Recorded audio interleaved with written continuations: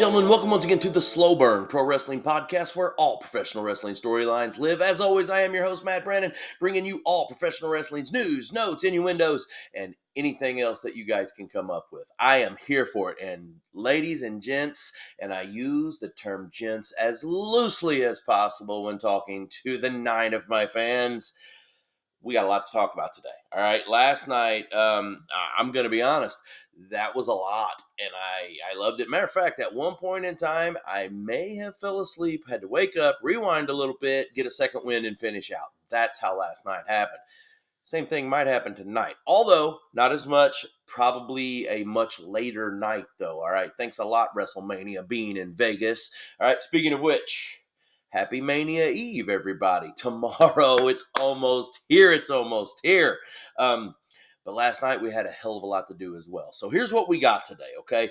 We are going to very quickly recap Collision. We are going to very quickly recap TNA Impact. And then I am going to also recap TNA Sacrifice from last night. All of that happened last night. But the big thing today I also want to get to is we have the Slow Burns top 10 WrestleMania matches of all time. And I got two different looks on this. Now, we're going to go with my list, but as a comparison, I actually got someone else to do a list for me as well, someone from a younger generation, so we could kind of see a little bit of differences. And he attacked this very, very well, so we're going to give him some credit later on down the road as we go over some picks, all right? So, or not picks, all-timers, we should say. Well, I guess that's pick. We're picking our all-time favorites, so that's it. And remember, they're our favorites, my favorites. That's that. You have your own fucking top 10. If you want to do your top 10, do your research. And by the way, I actually did quite a bit of research on this. I can honestly say that I'm lucky enough to remember the first WrestleMania. I was 6 years old, 1984. I can tell you where I watched it. I can tell you how I watched it. WrestleMania 2, I don't remember 2 a lot, and then there's WrestleMania 3. So, like, that's my childhood with WrestleManias, and it only grows from that point forward. So, with all that said, man, we've got a lot of stuff to get to. I want to make sure we have time to do that. So let's go ahead and get going here. First off, Collision last night. Collision moves from their normal Saturday night slot to the Thursday night slot. I actually like this. First off, I love Collision on Saturdays normally, okay? Don't get me wrong. We don't have a Saturday program unless there's a PLE or a pay-per-view or something going on. So for the most part, the whole idea of Collision on Saturday nights, I'm like way, way in favor of it. I really am. But to keep Collision on Saturday night this week would have been absolutely silly. So good job, Tony. Great move. Collision takes place same venue, the Boston Music Theater in Boston that it happened. Apparently, that's like connected to Fenway Park. I've never been to Boston. I hear it's a wonderful city. They're a hell of a wrestling town, I'll tell you that, because once again, not quite as hot as Dynamite, but here again, the matches and the card weren't quite as stacked. Not to say that it was bad. We scored it a B minus. Not because it was bad. I mean, it was a B minus type show. And if you watched it, you'd probably say, yeah, that makes sense. C plus, B minus, maybe a B. I get that. So we're going with a B minus on it. But we started things off with another Kevin Knight match. Man, I can't get enough of Kevin Knight right now. The Jet, Kevin Knight. He's taking on Lance Archer of the Don Callis family. I'm telling you, Kevin Knight has a little something in him. Kevin Knight goes over. Lance Archer looked good, strong as always. Everybody dies. Stop doing that all the damn time. Like, say it once, have it be at the front of your freaking song, and then that'd be it, right? I like Lance Archer. I enjoy Lance Archer. I want more Lance Archer. I just need less. Everybody dies. That's all I'm saying. All right. But yeah, good match. I want to say this. The change of direction frog splash that Kevin Knight does for his finisher is one of the best frog splashes I've seen. I'm a fan of a good frog splash. I think there's been some really good ones throughout time. My personal favorite is the 5-star frog splash from Rob Van Dam. All right. I love Eddie's frog splash. I like the tadpole splash coming from Ray. Like Dom has a great frog. There's been so many good frog splashes. But this Kevin Knight, the misdirection, he changes direction in the air, comes down, just really, really good. Different spin on it. And man, his athleticism is special. So great job there. What do we get? Oh, we got a hell of a tag match in our second match. By the way, going back, there's a push for Kevin Knight coming. I hope that, I mean, he's really becoming like a workhorse the last couple weeks. So keep pushing him, Tony. Keep doing it. He deserves it. So, we had a tag match after the opener, and my God, it was fantastic, man. We figure out that now Josh Alexander, and I said this yesterday, I wonder if he's an official Callis family member, or if that was just kind of a one-off or what. Well, now we know that Josh Alexander is officially a member of the Don Callis family. Um, okay, I like it. I actually heard some stuff online that people were against this, like he should be able to have a chance to go on his own, and I guess that could be a way to look at it. But personally, I think filtering him in to the Callis family makes him look strong right away, because I think that the Callis family right now is growing. And man, did they do some growing last night for sure. But we had Alexander tagging up with Konosuke Takeshita, all right? And they're taking on Rocky Romero and Tomohiro Ishii, Big Tom. This match was okay. What did I put on it? Yeah, I just said okay, a decent match, not bad. I will say that for the first time ever of Alexander and Takeshita being on a tag together, they looked really cohesive. Like that looked like a tag. They've been doing that for a while, you know. So I enjoyed that. I don't want to see that become a tag team, because Takeshita is a singles wrestler. He is too damn good. Don't put him in a freaking tag team. Listen to me. He's got to stay a singles wrestler. All right, that has to happen. And to be honest with you, Josh Alexander does too. So, the match was good. Takeshita and Alexander go over. You knew that was going to happen, but you didn't know that there was going to be some infighting with Rocky Romero and Big Tom. You know, Ishii, Rocky turned. Who would have thought that Rocky would have turned? Asukar, like the guy's like the ultimate. I know he's had heel runs. I know his New Japan stuff and his CML stuff. Like I get that, but um, not in AEW. Like he's been this binding glue between the good guy. Like I'm not gonna call them the main groups, but those mid card like babyface groups. Rocky Romero's been kind of like a binder in those. So seeing Rocky turn heel last night was interesting. The more interesting thing to me though was the return of Trent Beretta. All right, Trent Beretta. By the way, Trent was a member of the Callis family when he got hurt originally. It's been quite a few months ago.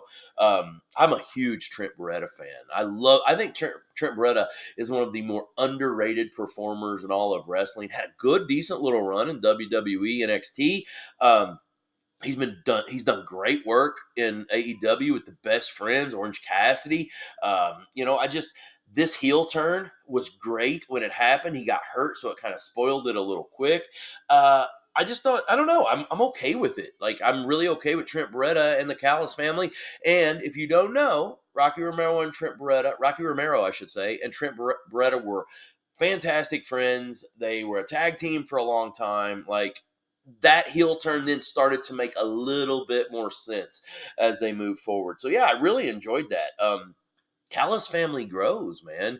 You got Beretta back. You're adding Rocky Romero. It looks like you got Josh Alexander still to go on top of freaking Takeshita, Kyle Fletcher, Lance Archer. I know Brian Cage is hurt, but he's still a member of the Callis family. Like that's a freaking powerhouse group. It's getting a little large, but it's a powerhouse group. Now, with that said, with it getting a little large, Takeshita, babyface turn. Boom. Done. You've trimmed the group down. You got a single star getting ready to make his move. I don't know. Just works for me. Just works for me. Give me the damn pencil, people. We had a Megan Bank squash match. I want to say something else about this. I'm not going to talk about the match itself, but Penelope Ford, stop it. Like there's no business with her being with Megan Bain anymore. Megan Bain is now talking a little bit. I love the fact that she looks at the camera and bow down like that. Like we don't need Penelope to friggin' talk for her. We don't. And honestly, Megan Bain's a better talker than Penelope Ford is. So I just like it. That works nothing. It absolutely works nothing. So stop it. And honestly, doesn't Penelope Ford maybe deserve to be something different than just a tag along for the next new thing in Megan Bain? That's kind of my opinion on it. So, what do we have? Oh, Adam Cole had an open challenge for his new TNT title. Wasn't expecting this one. Claudio Castagnoli. And Claudio beat the piss out of Adam Cole for about 10 minutes straight. All right. Adam Cole goes over with a roll up backslide. Decent little finish. I want to say Adam Cole going for the tequila sunrise and then it getting reversed into the big swing. That was awesome. And I hate the big swing. I think the big swing is the stupidest move in all of wrestling unless it's being done to a big guy. I mean, if he would have just picked up Adam Cole and did the big swing on Adam Cole weighs like what, 150 pounds right now? So, like, and that's not, I love Adam Cole, but let's be honest, giving him the big swing is not that big of a deal, right? But you do it to the freaking Big Show, or in modern terms, let's say do it to Big Bill, which he has, then it becomes impressive. So I don't, it was what it was. Good match. Adam Cole goes over. Are we getting a little something with Adam Cole in the Death Riders? I like the fact that Claudio gets some singles action. Loved the temper tantrum after from Claudio. I know I'm focusing more on Claudio than I am the champ, but the temper tantrum after matched the bullshit attitude that he had prior. By the way, throwing a steel cage over the barricade ends up hitting the announce table and hits Nigel in the leg. Like, I like that. And I'm going to tell you, I have read multiple sources that said that that was an accident. Nothing is an accident. All right. That to me is another ploy to get Nigel back in the ring. And I hope they do. I really do. I hope they do. So we'll see what happens with it. I know LFI had a squash match, La Facción Ingrabanobles. Good to see Roosh back. That's all I can say. Beast Mortos, Jurlistico, great. Good to see Roosh back. And the Boston crowd, man, they were chanting his name. We had a lot of Roosh, Roosh. And I mean, Roosh can go. He will be one of the things I will say when it comes to AEW, and I am a pro AEW guy. I have loved it since. It's what really brought me back into this stuff again a few years ago. I've said that. But Roosh has probably been, in my opinion, the most underutilized, biggest mistake of a wrestler that they have. There's so much you could do with this guy. His English, it's not the best, but it's not bad. And you have this guy that has some size. He has the luchador in him, but he has power sets as well. Roosh can absolutely go. So I don't know. I would like to see more of Roosh. I've said this a few times. Get Roosh some more TV time. Because, if you mess with the pool, you get the horns. So, what else did we have? Nick Wayne over Commander. Nick Wayne gets his first single strap in AEW / Ring of Honor as a new Ring of Honor TV champion, Nick Wayne. That match was really good. Good high-flying match. I enjoy Nick Wayne. I will say my favorite thing of that match was probably the Boston crowd chanting Nick Wayne's mom. Uh, they've been giving poor Mama Wayne such a hard time the last few weeks. I remember going back to the comment. Who was it? Somebody said she looked like a lady from Brashers. So hey, I'm not saying it. I am not saying it whatsoever. But I love the Nick Wayne mom chant last night. Nick Wayne goes over, liked it, was good.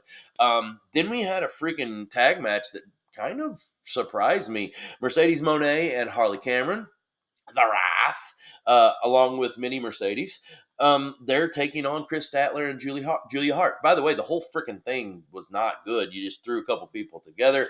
I don't like that. I'm anti that when it comes to this. AEW is guilty of it a lot. However, finished product always is usually solid. Mercedes and this is where the surprise comes in. Mercedes and Harley go down. Stat and Julia Hart actually go over. And Statlander was made to look like the boss bitch in that thing, and I freaking liked it. But I will say, Tony Storm on commentary makes the day, opens it up with a kiss. Shivani got a little creepy with his kiss. Or Tony Schiavone.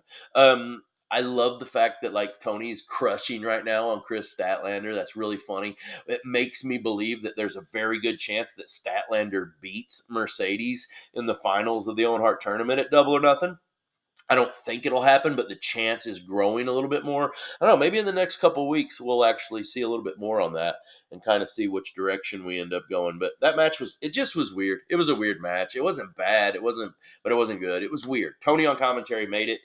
If not Tony fucking Schiavone, Tony Storm, Timeless Tony, if she wasn't on commentary there, I probably don't enjoy that match. So, overall though, not bad. That's your main event. Like I said, B- on your show.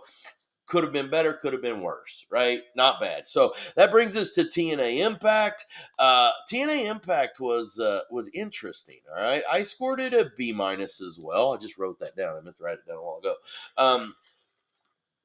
Again, I actually enjoyed, and I put this. It was taped from St. Joseph, Missouri, which we know that with TNA had their tape thing. Now, I was curious how they would do this because they had the tape show for Impact, but then they went live late last night at 10 o'clock with the pay-per-view of Sacrifice.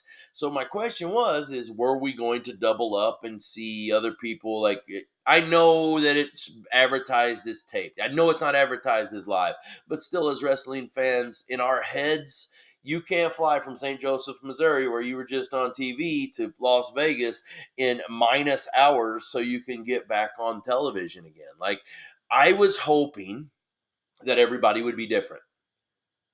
It almost worked. It almost worked. Okay. We opened things up. By the way, great job using the other talent. By the way, I really enjoyed that. Good use of promos too, of taped promos. Really enjoyed that. So we opened things up with Laredo, not the Laredo Kid. I'm so glad that he dropped the kid off of his name and he's just Laredo now, part of that Aztec Warriors group with Octagon. But we had Laredo over Jason Hotch. Kind of surprised me. However, the story part of that was Hotch constantly looking over his shoulder for Mike Santana, because we know last week Mike Santana beats the piss out of John Skyler. My man. Bullshit, Santana. All right. But Skyler wasn't available. So he's hurt, and Hotch telling that story of him worrying as well. So the great hands take an L there. Laredo goes over. It was what it was. Zaya Brookside over Jasmine Nix. Nothing to write home about. Anytime Zaya's in the ring, though, it's fun to watch. Casey Navarro over Cody Deaner.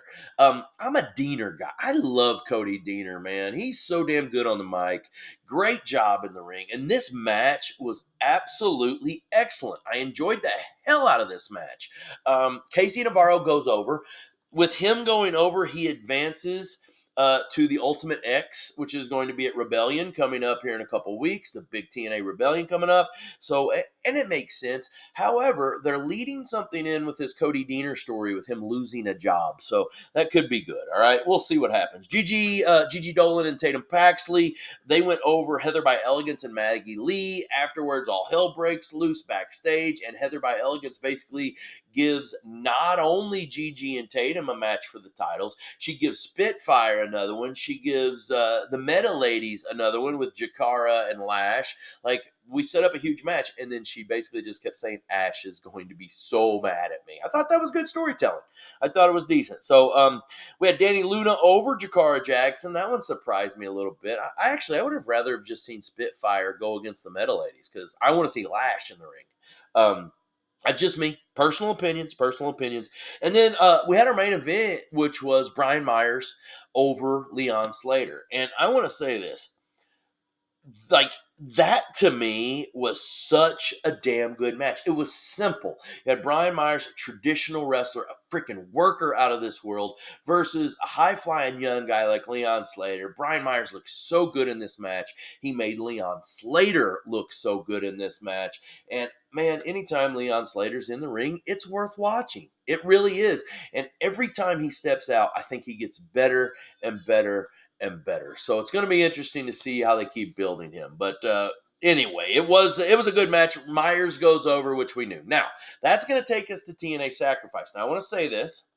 TNA Impact opened up with Elijah, right? Everybody walking with Elijah. He's playing. He's singing on his wireless headset and blah, blah, blah. Later on in the show, Elijah makes another appearance, okay? Keep that in mind, because he's the only overlap, all right? He's the only overlap. So, Tommy, you almost had it. We almost nailed it. It was almost perfect. I'll call it a win. It was only Elijah. And my God, if anybody else is going to play double duty, it might as well be Elijah, as talented as he is. So that brings us to Sacrifice, live from Vegas. All right. Now, the card itself, it was different, a little wonky, but entertaining. So I was looking very forward to it. Actually, looking very forward to it. The moment of the night, though, was not a wrestling moment. and we'll get to that. All right, we'll get to that moment in a little bit. But first things I want to say is to the crowd in Las Vegas, what the fuck, man? Like, what the hell? And if you don't know, if you didn't watch it, you don't know what I'm talking about. But by the main event, a bunch of the people left. Like, there were empty seats in the main freaking area facing the hard camera, and that's just a shitty look. So I don't know. It pissed me off, to be honest with you, because this is what worries me about a Vegas wrestling crowd, because I don't look at Vegas as being a wrestling city. I look at Vegas as being a Vegas city. Oh, by the way, I'm talking about Las Vegas in Nevada, by the way. I just didn't know if you knew that. But hell of a big bang joke there. But what you're getting out of that was like a bad look because your Vegas crowd bails, because hell, they're not wrestling people, man. Plus, at Vegas, there are no clocks. Time doesn't go anywhere. Everything's open 24 hours a day, 7 days a week. So, you get to be it. By the way, it started at 10 o'clock Eastern. That's normal time in the Mountain West. But like, the bottom line is people left. They went to the damn casinos. They went to the damn bars. They went to the freaking Elvis personators. They went and saw Tom Jones. Tom Jones is still out there, right? Engelbert Humperdinck, maybe? I'm not a Vegas guy. I wouldn't know. I know Usher's out there. I get it. But like, why? Like, you paid, you didn't get in that for free. You paid for those damn tickets. Can't hide money, I guess. So yeah, that pissed me off. That was my biggest part of this show. That really pissed me off. I didn't like it. Like, hell with you, Vegas. Are you gonna do that at the freaking Allegiant Stadium tomorrow night? Freaking Mania. We're gonna start off with 85,000 people, and by the time the freaking main event gets here, we're looking at like 500. We're looking at damn indie show at the damn Elks Lodge. Like, come on, man. We just got to be better than that. And I hate it because the show was fucking fantastic. Sacrifice was. Matter of fact, it was better than I expected it to be. The card was weird, but the card freaking shined out. So, speaking of which, we started things off with the International Championship Tournament. We had a couple three-ways, right? And then the winner of those were going to take on each other too. AJ Francis had already advanced. So we got, who was first here? Let's see. We had Eric Young versus Zachary Wentz versus JDC, Johnny Dango Curtis. EY goes over. Eric Young gets the victory there. Zachary Wentz showed out. He was the boss of that match, by the way. Showed it later on when he got his ass kicked by the system as well. So, love Zachary Wentz. Keep pushing Zachary Wentz. He's the future of this shit, right? We had another tournament for that international title. By the way, I still don't like the fact that they're calling it the international title, okay? But we had Ace Austin versus Eddie Edwards versus Steve Macklin. Macklin goes over. We had a Moose Open challenge against Sidney Akeem. If you don't know who he is, he's Scripps from the WWE and NXT. Scripps representing St. Louis, Missouri, baby. We had a great tag match, 6-man Santana and the Hardys. They go over Mustafa Ali and the Nemesis, aka Dolph Ziggler. Good hard-hitting match. Enjoyed it. I know we're going fast here, guys, because I want to get through my WrestleMania stuff.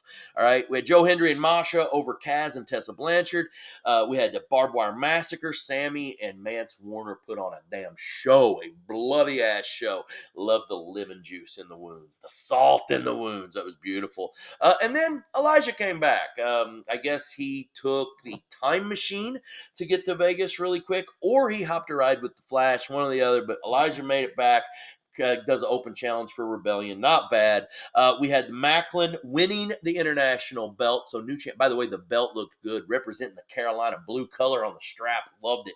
But Macklin wins that belt. I thought it was going to be AJ Francis. I would have lost out on that. What are you going to do? All right. So before we get going with the WrestleMania stuff, SmackDown tonight. Okay, Street Profits versus Motor City Machine Guns for the belts. We know we're getting that. We are going to get the Andre the Giant Battle Royal. I miss it being on Mania, but still, I get it. The Andre the Giant Memorial Battle Royal will happen tonight. That's going to be fun. It's always fun, right? And then we know we're going to get John Cena and Cody Rhodes both scheduled to appear. So all hell could break loose. All right. So that brings me to top 10 WrestleMania matches of all time. Now, I want to say first, I sought out, my son is a huge wrestling fan. He's done a show with me on here. We need to get him on more. Rhino, we need to get you on more. But I wanted him to do some research and look at, because I wanted to get top 10s from different points of view. And I know, he's 21 years old.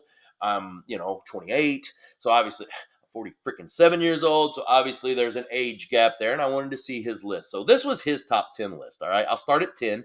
He had Cody versus Seth at WrestleMania 38. Number 9, Roman versus Brock versus Seth, the heist of the century, WrestleMania 31. He had Rock versus Cena at WrestleMania 29. Charlotte versus Rhea at WrestleMania 39. Rock versus Hollywood Hogan at 18. Number 5, Gunther versus Sheamus versus Drew McIntyre. I like that pick. At 39. Undertaker versus Shawn Michaels at 26. Number 3, the Dudley Boys versus the Hardys versus Edge and Christian, TLC, WrestleMania 17. We had Roman versus Cody, WrestleMania 40. That's probably what is that called? Bias, recency bias or something like that, because it happened recent. So it's number 40. It's on my list too. And then his number 1 was Undertaker versus Shawn Michaels at WrestleMania 25. So those were my sons. We have some double ups here. All right. So those were my sons. By the way, after you watch this, get on the Facebook machine and freaking give me your opinion. You don't have to do all 10. You don't have to do all 10. Give me your 1, though, if you want it. Give me your 1. So here are my top 10. And I will tell you, I took the shitty way out and I made a tie at number 10. All right. And again, this is the slow burn. Those right there, those were rhinos. We'll call that the young person slow burn top 10 for WrestleMania matches. Not quite signed off on by the boss. But my slow burn, Matt Brandon, the slow burn, top 10 WrestleMania matches of all time. Number 10, we had a tie. All right. I went with Roman Reigns versus Cody Rhodes at WrestleMania 40. And then you guys are probably going to be surprised by this one. I went Hulk Hogan versus Andre the Giant, WrestleMania 3. All right. The match wasn't great. I get that. I know the match wasn't great. I get that. The story, though, that went into it, and my God, it's the most famous match of all time. So, it's on there, and it's my childhood. So if you don't like it, fuck you. Okay. Number 9, Shawn Michaels versus Ric Flair, WrestleMania 23. That's probably my favorite WrestleMania match besides TLC. All right. Shawn Michaels versus Ric Flair. When Shawn looks at him, he's tuned up the band, he's getting ready for sweet chin music, and he says, "I'm sorry. I love you." Or maybe it's "I love you, I'm sorry." But regardless, freaking awesome. My only Flair match on here, which he's NWA more so than he is. I get it. So, speaking of Flair, number 8, I did Charlotte Flair versus Rhea Ripley, WrestleMania 39. All right. Number 7, this was a rarity, and a lot of the lists and the research I did that didn't rank this one in the top 10 at all, and they were wrong. All right, my number 7, Bret Hart versus Shawn Michaels, Mania 12. That's their Iron Man match. I'm a sucker for an Iron Man match. You already know it's my favorite gimmick match. So great. We had Rock versus Hollywood Hogan, Mania 18. That was my number 6. My number 5, all right, Razor Ramon versus Shawn Michaels, WrestleMania 10. The birth of the ladder match. All right, that's my number 5. Number 4, Undertaker versus Shawn Michaels at WrestleMania 25. You can see that was Rhino's number 1. It's going to be my number 4. My number 3, Randy Savage versus Ricky the Dragon Steamboat at WrestleMania 3. Add in a little Miss Elizabeth, add in a little George the Animal Steele. Like, what a damn match. I think it's one of the greatest matches ever laid out. All right. My number 2, all right. You guys know I'm a tag team guy. My number 2, the greatest tag team of all time, the Dudley Boys versus the Hardy Boys versus Edge and Christian, WrestleMania 17, TLC, tables, ladders, and chairs. Beat that as a tag team match. All right. Beat that is all I can say. My God, I got chills. That match is so damn good. All right. And then my number 1, and we'll see it tonight on the Hall of Fame, Bret Hart versus Stone Cold Steve Austin, WrestleMania 13, the bloody Austin in the sharpshooter. He's not going to give up. I mean, I know the birth of Stone Cold was Austin 3:16 says, "I just whipped your ass" at King of the Ring. This, to me, is the true birth of Stone Cold. The bloody face against the excellence of execution. Stone Cold not going to give up. So that's my number 1 WrestleMania match of all time. So there you go. There's my top 10. Tell me yours. I like mine better, but tell me yours. I'll be interested to see them. So, guys, don't forget SmackDown tonight. Hall of Fame on Peacock. Turn to freaking Peacock after SmackDown. It's probably not going to get started until after midnight, but we got to see it. Cannot wait. Triple H getting inducted, my match for Stone Cold and Bret Hart getting inducted, Michelle McCool, the Natural Disasters. It's going to be a good night, guys. And it's always a good night for wrestling here in the Slow Burn Pro Wrestling Podcast, where all professional wrestling storylines live.